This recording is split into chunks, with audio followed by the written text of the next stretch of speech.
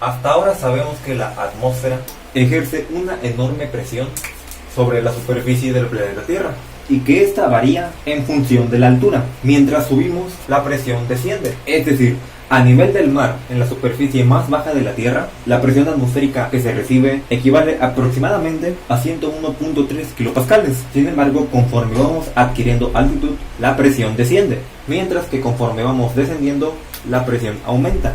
Esta característica no solo varía en la atmósfera, todos los fluidos cuentan con esta peculiaridad.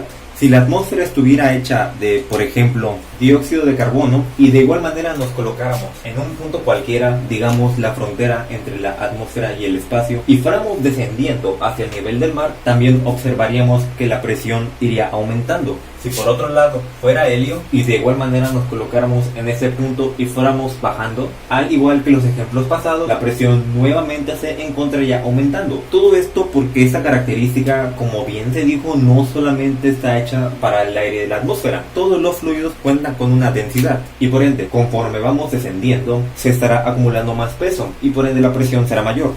Es decir, la variación de la presión en función de la altura se da en todos los fluidos. Recordemos que un fluido lo conforman los líquidos y los gases. Sin embargo, en dirección horizontal, la presión de un fluido que se encuentra en reposo permanece constante. Coloquemos un sistema de ejes coordenados en donde el eje horizontal sea la posición horizontal, mientras que el eje vertical sea la altura medida desde el nivel del mar. Ahora digamos que en este punto, a una altura h1 y a una posición x1, se encuentra un objeto. Entonces este cuerpo está recibiendo una presión. Pero ¿qué pasaría si nosotros bajáramos este cuerpo a una altura 2? Pero lo dejamos en este punto, en esa posición. Únicamente con ver podemos notar que este cuerpo que se encuentra a una altura 2 recibirá una presión superior que cuando estaba a una altura 1.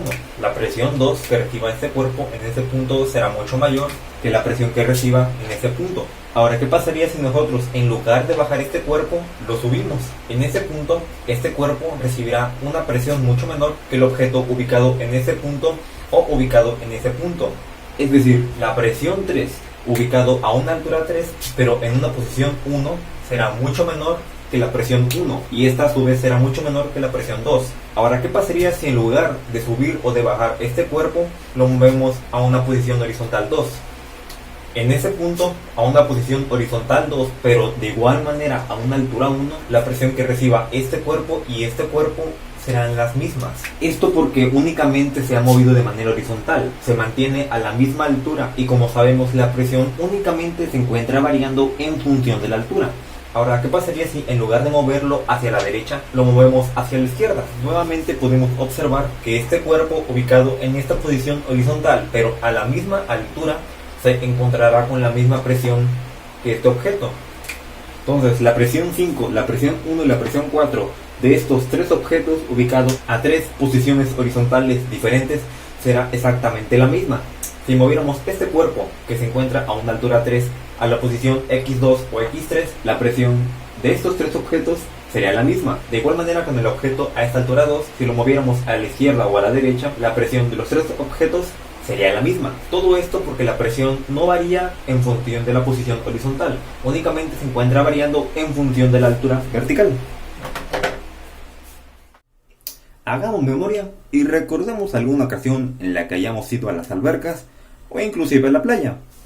Nosotros, cada vez que nos sumergimos dentro del agua, solemos sentir la presión que ejerce el peso del agua sobre nosotros. Esto es muy similar a lo que sucede con la presión atmosférica, debido a que, como sabemos, el agua cuenta con su respectiva densidad, que es de aproximadamente 1000 kilogramos entre metro cúbico. Esto a una temperatura ambiente. Y por ende, al contar con densidad y al encontrarse concentrada en cierto volumen, sabemos que entonces cuenta con una masa. Al contar con una masa que se acelera con la gravedad, sabemos que contamos con un peso. Y finalmente, al ser un peso distribuido por unidad de área, sabemos que contamos con la presión. A esta presión se le conoce como presión hidrostática, y esta se encuentra variando con la altura o la profundidad. Esta presión normalmente se mide sin tomar en cuenta a la presión atmosférica, es decir, se calibra a la escala manométrica o relativa, Aunque de igual manera, si deseáramos conocer la presión real, las escalas absolutas, únicamente bastaría con sumar la presión que está ejerciendo el agua y la presión atmosférica que se esté recibiendo a esta altura o en este lugar. La presión hidrostática es la presión que ejerce un fluido o un líquido, como en este caso el agua, cuando éste se encuentra estático o en reposo o equilibrio. Y para calcularla vamos a considerar un sistema de ejes cartesianos X y Z que se encuentre sobre algún fluido cualquiera. Este fluido cuenta con una densidad constante. Sabemos que normalmente la densidad puede encontrarse variando en función de la altura, pero en ese caso vamos a asumirla como una constante, no vamos a complicarnos con eso. Y de todo este fluido apartamos un elemento rectangular, un prisma, un cubo, no sé, que tenga una longitud delta X, tenga también una altura delta Z y aunque no se ve aquí, tenga también una anchura delta Y.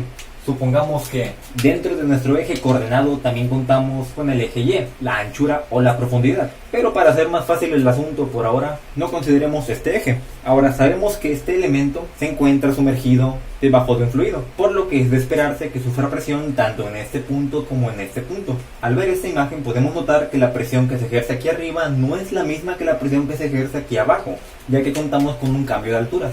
Digamos que a esta altura la llamamos Z1 y a esta otra altura 2 la llamamos Z2.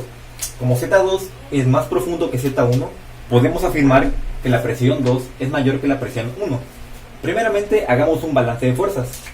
Digamos que toda la suma de fuerzas, el eje Z, van a ser igual a la masa por la aceleración. Pero como contamos con un fluido que se encuentra en reposo, no contamos con aceleración. Por lo tanto, podemos igualar esta expresión a cero. Digamos que todas las fuerzas que se encuentran para abajo serán positivas. Y de esta manera podemos empezar a analizar nuestro sistema de ejes. ¿Qué fuerzas tenemos? Primeramente, la del peso de esa sección que hemos apartado. Si bien todo el fluido cuenta con un peso, como nosotros estamos agarrando cierta cantidad, cierto volumen, podemos decir que este volumen que hemos agarrado cuenta con un peso y se encuentra para abajo. Por lo tanto, será un peso positivo. Y ahora, ¿qué otra fuerza tenemos? Observemos las presiones. Sabemos que la presión se da dividiendo fuerza entre área. Por lo tanto, si despejamos la fuerza, toda esta presión la podemos volver una fuerza. Lo mismo con esta presión de aquí abajo. Recordemos que si sumamos todas esas fuercecitas que se están ejerciendo por unidad de área, nos daría como resultado la fuerza neta. Lo mismo en este caso. Entonces contamos con la fuerza 1 que se encuentra para abajo, por lo tanto es positiva, y la fuerza 2 que se encuentra para arriba, por lo tanto será negativa. Cerramos igualando a 0. Ahora podemos desarrollar un poquito más esta ecuación. Primeramente vamos con las fuerzas. Las fuerzas se dan multiplicando la presión por el área. Pero, ¿de qué área estamos hablando? Primeramente, este elemento que tenemos aquí, vamos a pasarlo a este lugar. Sobre este elemento se está ejerciendo una presión. Todas estas fuercecitas que tenemos aquí, al sumarlas, nos darán como resultado la fuerza 1. ¿Y sobre qué área se está ejerciendo? Sobre esta cara que se da multiplicando delta X por delta Y. En el caso de la presión 2, es decir, la cara inferior, también se está ejerciendo una presión 2. Que como vimos antes es mayor que la presión 1 y por lo tanto contamos también con una fuerza 2 que nuevamente sabemos es mayor que la fuerza 1, pero esta se está ejerciendo sobre un área 2 que se da también multiplicando el delta X por el delta Y, la cara inferior de este cubito. Por lo tanto podemos decir que el área 1 y el área 2 son iguales. Podemos volverla simplemente un área y que se exprese multiplicando el delta X por el delta Y. De esta manera sabemos que ahora el área se obtendrá multiplicando delta X por delta Y. Entonces, dentro de la fuerza que tenemos, el peso, dejémoslo igual, más la fuerza 1 se da multiplicando la presión 1 por el área 1, menos la fuerza 2 que se da multiplicando la presión 2 por el área 2. Y todo esto es igual con 0. Sigamos desarrollando. El peso lo dejamos igual. La presión 1 multiplica al área 1 que está dada por delta X y delta Y, menos la presión 2 multiplica al área 2 que se da multiplicando a delta X por delta Y. Todo esto es igual con 0. Ahora, ¿qué más tenemos?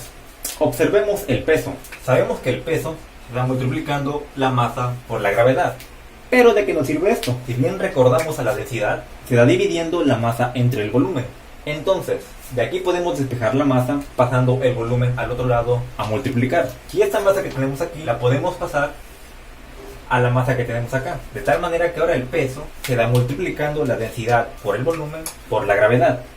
Pero ahora nos preguntamos ¿cuál volumen? Nuevamente pasemos este cubito a este lado. Como bien sabemos, este cubito tiene sus respectivas dimensiones: largo, alto y ancho, y el volumen se obtiene multiplicando largo, alto y ancho. Entonces, si el largo es delta x, el alto es delta z y la anchura es delta y, al multiplicar delta x por delta y por delta z nos va a dar el volumen de este elemento diferencial que tenemos.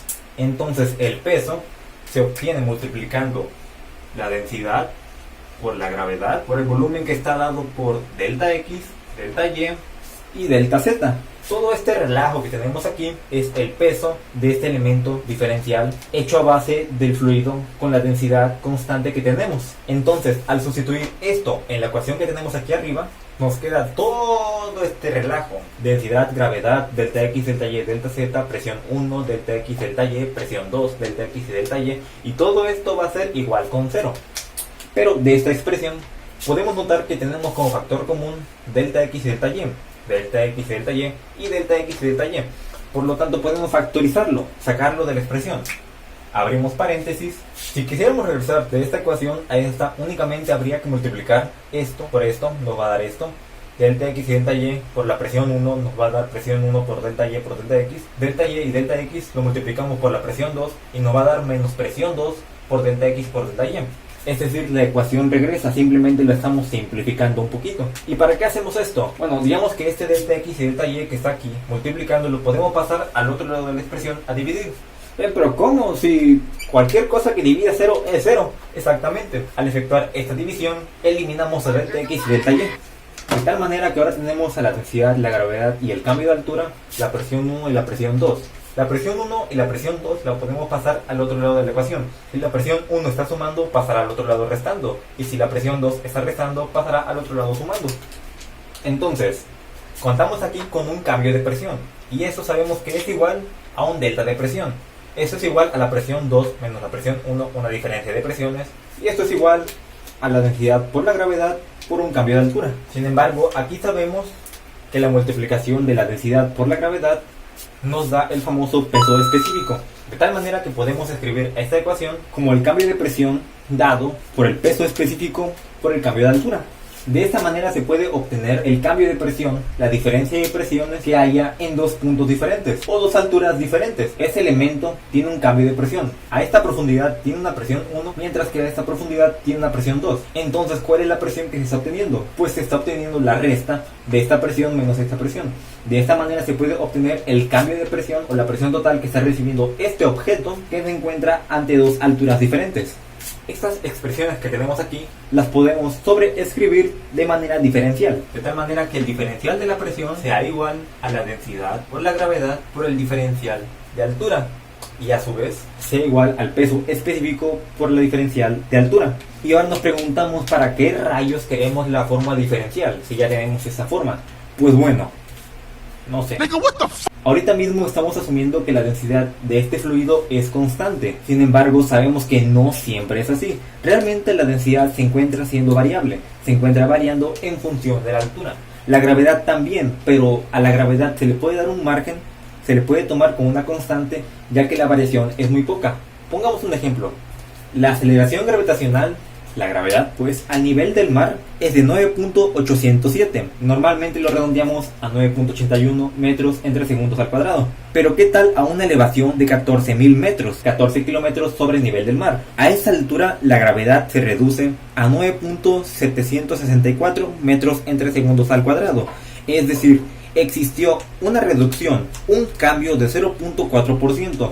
Este cambio es muy pequeño, por lo tanto se toma como insignificante. Es por eso que se toma a la gravedad como una simple constante, ya que la variación que tiene con la altura es realmente muy pequeña, es muy insignificante, pero la densidad sí se encuentra variando. Entonces, en un caso cualquiera que tengamos a la densidad como una variable, podemos determinar la presión ante un cambio de altura por medio de la integración.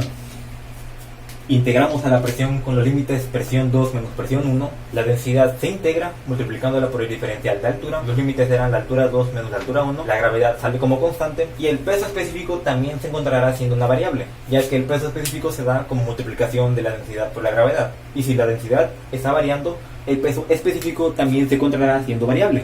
Pongamos un ejemplo sencillo. ¿Qué pasaría si la densidad de un fluido cualquiera se diera mediante esta expresión? Y queramos saber el cambio de presión ante una altura 1 de 10 metros y una altura 2 de 50 metros. Pues simplemente integramos. La presión se integra con los límites presión 2 y presión 1. La gravedad sale, se tomará como 9.81 y se integra esta función con respecto a la altura. De esa manera, al resolver esta integral y aplicar los límites basándonos en el teorema fundamental del cálculo, podremos obtener el cambio de presión que se da por este fluido ante dos alturas diferentes. Esto para el caso de un fluido con densidad variable. Ahora, además, si de estas expresiones despejamos el diferencial de z, es decir, aquí que está multiplicando lo pasamos al otro lado a dividir, nos encontraremos entonces con la derivada de la presión con respecto a la altura. Esta será igual a la densidad por la gravedad, o a su vez al peso específico, como se había visto anteriormente. ¿Y esta expresión para qué? Bueno, en algún caso muy exagerado que contemos con ecuaciones diferenciales, no sé, que tengamos que hacer artilugios matemáticos para determinar la presión o la altura o la gravedad, o el peso específico incluso, juntamos con esa manera diferencial, con esa forma de derivada. Y finalmente, en dado caso que únicamente deseemos saber un punto a una altura determinada, por ejemplo este punto que se encuentra a una altura h, deseemos saber la presión que está recibiendo, en lugar de tomar un cambio de presión, simplemente tomaríamos a la presión.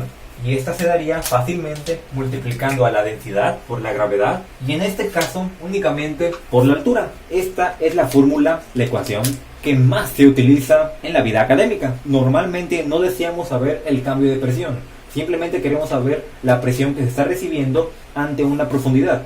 En este caso, la ecuación que más nos sirve es esta. Es sencilla, es directa y es fácil de entender.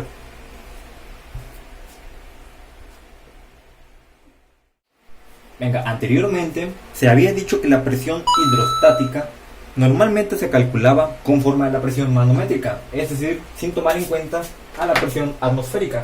Pero por ejemplo, si deseáramos calcular la presión real, la presión absoluta que está recibiendo este punto a esta altura de profundidad, bastaría únicamente con tomar a la presión atmosférica y la presión que está ejerciendo el fluido sobre el punto o el objeto que estamos analizando. Recordemos que se define mediante esta expresión. De esa manera podemos determinar a la presión absoluta que está recibiendo este objeto, pero recordemos que la presión hidrostática se define mediante esta expresión, o de igual manera cambiando la densidad por la gravedad y volviéndola peso específico. Pero de aquí analicemos algo. Sabemos que la presión absoluta se define sumando a la presión atmosférica con la presión manométrica. Ya tenemos presión absoluta, las mismas. También contamos con la presión atmosférica. Entonces podemos decir que estas ecuaciones que tenemos aquí equivaldrían a la presión manométrica. Pues sí, podemos decir que la presión manométrica se puede calcular como la densidad por la gravedad por la altura, o también como el peso específico por la altura, porque en estas ecuaciones no se está tomando en cuenta a la presión atmosférica. De tal manera podemos concluir con lo siguiente. El cambio de presión se puede calcular multiplicando la densidad por la gravedad por el cambio de altura, o el peso específico por el cambio de altura. En la forma diferencial, la diferencial de la presión es igual a la densidad por la gravedad por el diferencial de altura, que esto es igual al peso específico por el diferencial de altura también. Esta expresión nos sirve para determinar la presión cuando la densidad es una variable. También se puede tomar a la gravedad como una variable, pero ya explicamos el por qué le estamos asumiendo como constante. En dado caso de que tuviéramos una densidad, en un caso cualquiera que contemos con una densidad variable y por ende contemos con un peso específico variable, es decir, que esté cambiando en función de la altura, podemos determinar la presión mediante integración. De estas expresiones, despejando el diferencial de z y pasando al otro lado de la ecuación a dividir, contamos con la derivada de la presión con respecto a z. Esta va a ser igual a la densidad por la gravedad, o de igual manera al peso específico. Y finalmente sabemos que la presión es igual a la densidad por la gravedad por la altura. Esto a su vez es igual a la presión manométrica, ya que no se está tomando en cuenta a la presión atmosférica. La presión absoluta es igual a la suma de la presión atmosférica con la presión manométrica, y a su vez es la suma de la presión atmosférica con la densidad, la gravedad y la altura. De tal manera podemos concluir que la presión hidrostática se define multiplicando la densidad por la gravedad por la altura, y la presión manométrica también se define multiplicando la densidad por la gravedad por la altura. Todo esto porque no se está tomando en cuenta a la presión atmosférica. cualquier punto que tengamos sumergido dentro de un fluido y querramos saber la presión que está recibiendo a una altitud h, para determinar su presión, únicamente tomando la escala manométrica sin tomar en cuenta la gravedad, densidad, gravedad por altura. Si queremos determinar el valor absoluto de la presión total, la presión real, la presión que está recibiendo este punto a una altura determinada con ambas presiones encima, se le suma la presión atmosférica. Y no olvidemos a la gravedad.